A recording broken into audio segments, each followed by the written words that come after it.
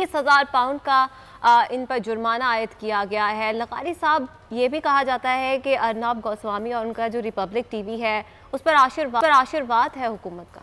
जाहिर है ये इंडियन, बल्कि हुकूमत क्या कहना चाहिए, इंडियन आर्मी का ये एक खेल है।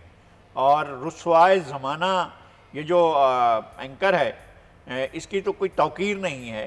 ये गले के ज़ोर पर चीखो पुकार करते हुए, लॉजिक के बगैर, मंतक के बगैर, दलील के बगैर बकवास करता है, टोटल एब्सोल्युटली, यानी गलीज़ ज़ुबान इस्तेमाल करता है। उसकी ज़ुबान सुनने के बाद तो आदमी को सिर्फ उल्टी ही आ सकती है और कुछ नहीं हो सकता है।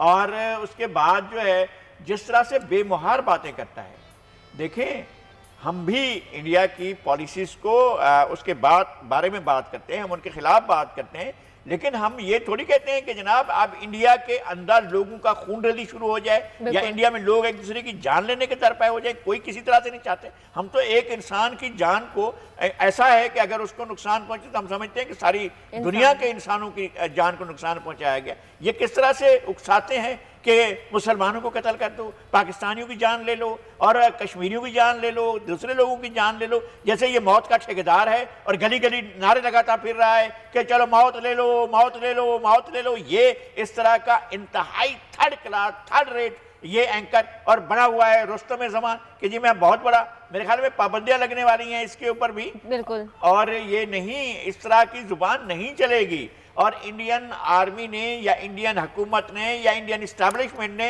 ये जो घड़ा है, इस तरह के घड़े हुए लोगों को हमने कुएं में डूबते हुए देखा है। लेकिन लगाई साहब, बड़ी पॉजिटिव बात यह है कि बरतानवी मीडिया वॉच ने इस पर देखा और एक नज़र डाली और कहा कि इस तरह के जो प्रोग्राम्स किए जाते हैं और इस तरह के जो एंकर्स होते हैं जो दूसरे ममालिक के जो इमेजेस हैं उनको ख़राब करने की कोशिश करते हैं, उससे पाकिस्तान, बल्कि जो पाकिस्तान में रहने वाले लोग हैं उनकी जानों को भी खतरा है और उसके बाद उनको जुर्माना भी किया गया है। ये देखिए जो उनका चैनल है, अगरचे वो बरतानिया का ओरिएंटेड तो नहीं है ना, लेकिन क्योंकि वहाँ देखा जाता है, जब वहाँ देखा जाता है तो वहाँ पर जो पाकिस्तानियों के अलावा लोग हैं, इंडियंस लोग हैं, वो भी देखते हैं, तो उससे इस तरह के जज्बात उभर सकते हैं जिस तरह के वो उभारता है। और जहर वो उसके बनने में, उसकी तश्कील में जहर को डाला गया है, बिल्कुल, और आग को डाला गया है और उसके जो है खून को डाला गया है और उसकी आंखों में खून उतरा होता है और वो इस तरह की बातें करता है जैसे वो खून रेजी की बातें कर रहा है। तो इसका नतीजा ये हुआ कि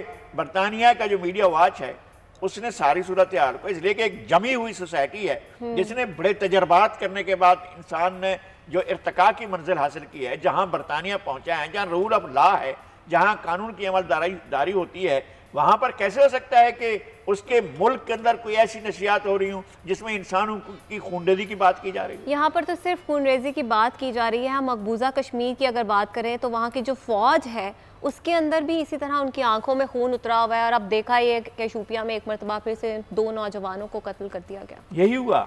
ये इंडियन आर्मी, ये गोस्वामी किसको रिप्रेजेंट करता है?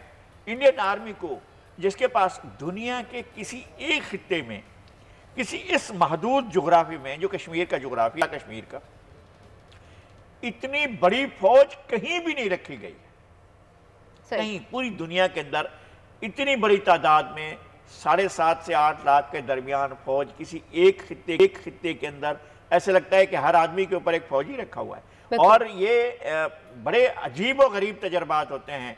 एक बच्ची मुझे मिली जो मकबूजा कश्मीर से थी और उसने कहा कि मेरी मेमोरी में पहली बात यह है कि मैं बस में बैठी हुई थी, मैं छोटी सी बच्ची थी और मैं अपने बाबा के साथ बैठी हुई थी। इतने में सिक्योरिटी फोर्सेस के लोग आए और एक बंदे को यूं डायरेक्ट फायर किया और मार दिया। तो मैंने अपने बाप से कहा कि बाबा इसको फड़का दिया। That was the Muslim girl, Kashmir में थी और उसने कहा कि बाबा इसको फड़का दिया।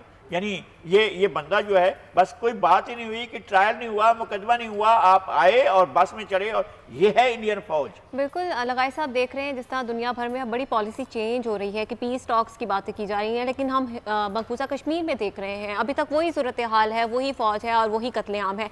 नई दिल्ली की बात कर लेते हैं, वहाँ पर किसानों की जानिब से जो पॉलिसी चेंज की गई थी किसानों के हवाले से, उस पर एहतजाज किया जा रहा है।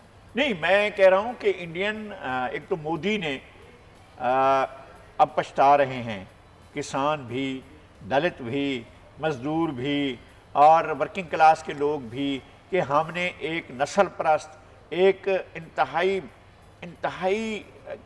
घटिया, बहुत ही पिटी, बहुत ही छोटी सोच रखने वाले शख्स को वज़ीर-ए-आज़म मुंतखब कर लिया है। इतने बड़े मनसब के लिए इतने छोटे आदमी को मुंतखब किया है।